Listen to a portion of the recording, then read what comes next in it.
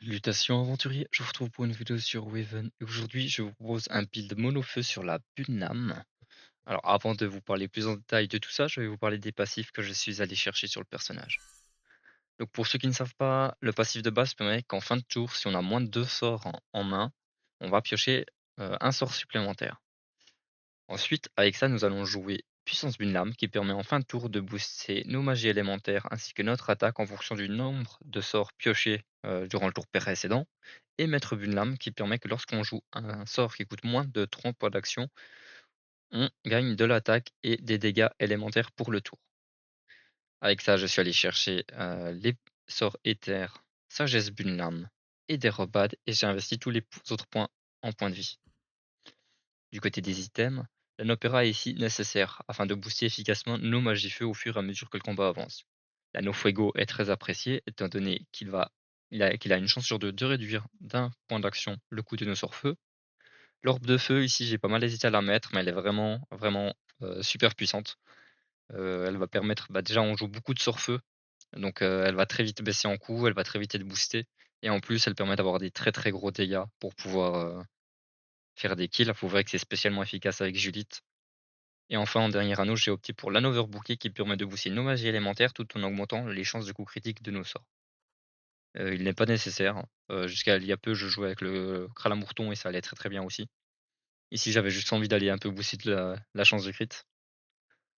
Ensuite, en termes de brassard, j'ai opté pour le brassard de l'âme enflammée afin qu'il sac plus rapidement l'anopéra et qui nous permette de sortir nos compagnons plus rapidement également. Du coup, ces compagnons, parlons-en. Les deux plus importants sont les deux premiers, à savoir Baccarat, qui permet, tant qu'elle est en jeu, de réduire d'un point d'action le coût de nos sorts-feu, et Julite, qui fait que quand un adversaire meurt, quelle que soit la source, elle fasse piocher deux sorts qui coûtent un point d'action en moins. De plus, les deux compagnons ont un sort qui coûte 2 points d'action, donc c'est très intéressant, étant donné que du coup, ils feront proc Maître Bunlam, et aussi à leur apparition, du coup, vu que c'est des sorts piochés, ils feront proc Puissance Bunlam.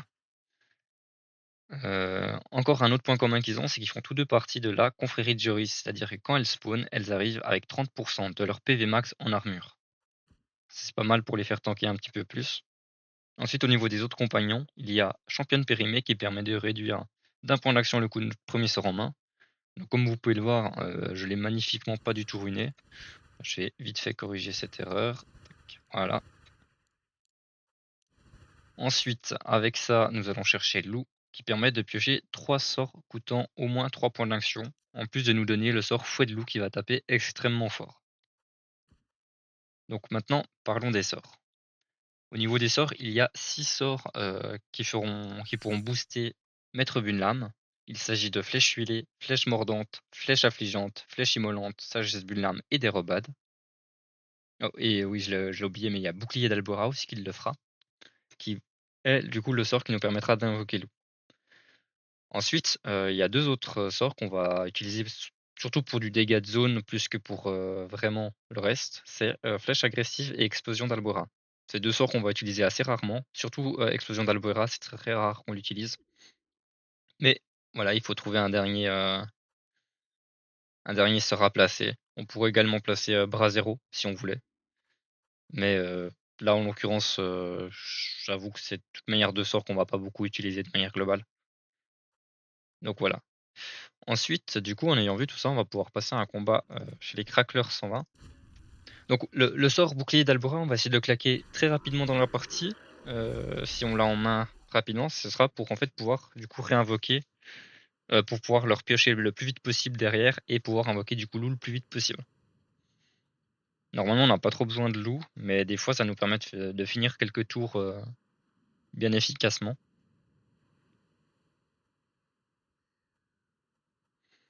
Alors, ici, on va faire ça.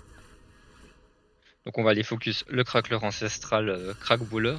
Ça va être la cible la plus embêtante ici. Là j'ai décidé d'utiliser plutôt Sagesse Bunlam plutôt que Flèche Immolante. Alors on a moins de dégâts avec, forcément.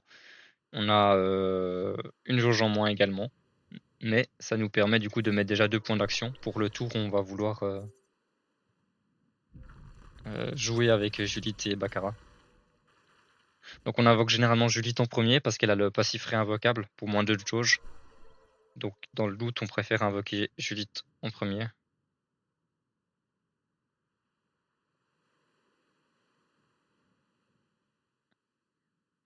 Ok, ici, je vais venir me placer ici.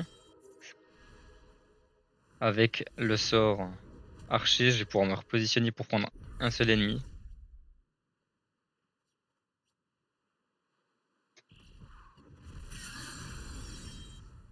Donc là voilà, j'aurais pu lancer bouclier d'Albera, mais j'avais pas envie de lancer bouclier d'Albera dans le sens où je voulais, en fait je veux pas consommer ma réserve et je veux utiliser un maximum de points d'action.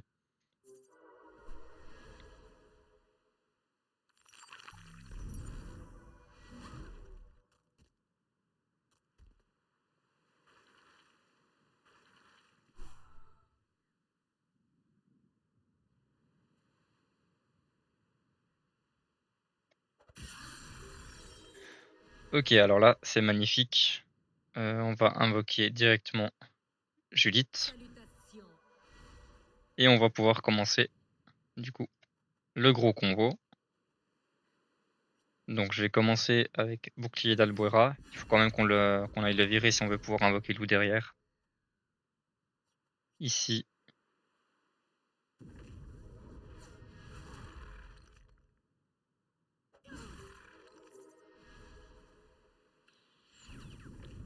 Donc voilà, là on va commencer gentiment à être bon pour Baccarat.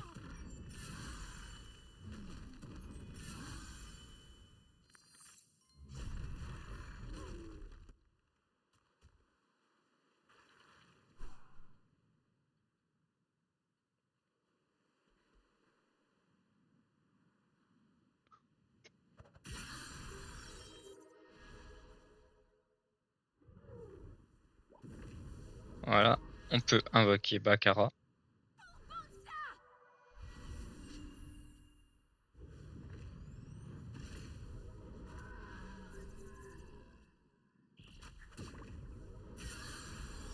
Ici 1700, on va pouvoir tuer celui-ci qui est le crackler qui va le plus nous embêter.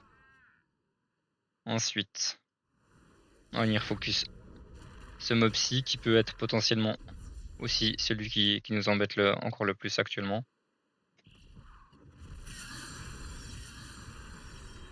Voilà, super.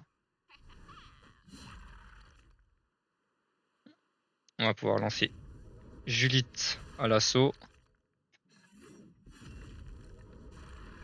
On va invoquer loup.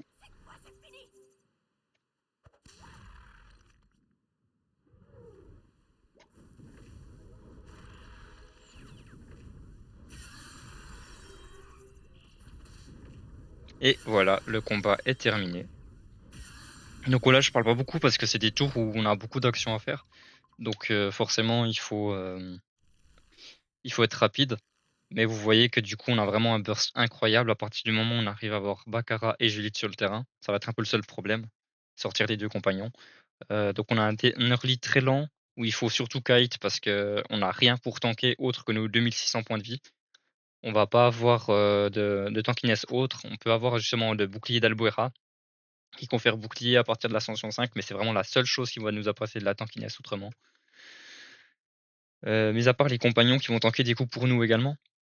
Mais il faut vraiment qu'on protège Baccarat au maximum. Julite, si elle reste en vie, c'est quand même mieux, même si elle a le réinvocable. On préfère éviter de devoir la réinvoquer tout de suite. On préfère réinvoquer championne périmée ou bien pouvoir invoquer loup. Et puis, donc vous voyez que loup n'est pas nécessaire dans le build. Je sais qu'il y a beaucoup de gens qui jouent mono-feu, où justement ils n'ont pas de sort terre, et ils invoquent pas loup. Mais le sort de loup, justement, fait vraiment super mal. Et il peut taper en zone, enfin il tape sur 2 cases en face de loup, donc si on positionne bien loup, on peut taper en zone. Ici en l'occurrence, j'avais pas besoin étant donné qu'il restait qu'un seul ennemi en vie. Mais voilà, j'espère que le build vous aura plu et je vous dis à bientôt pour une prochaine vidéo sur Raven.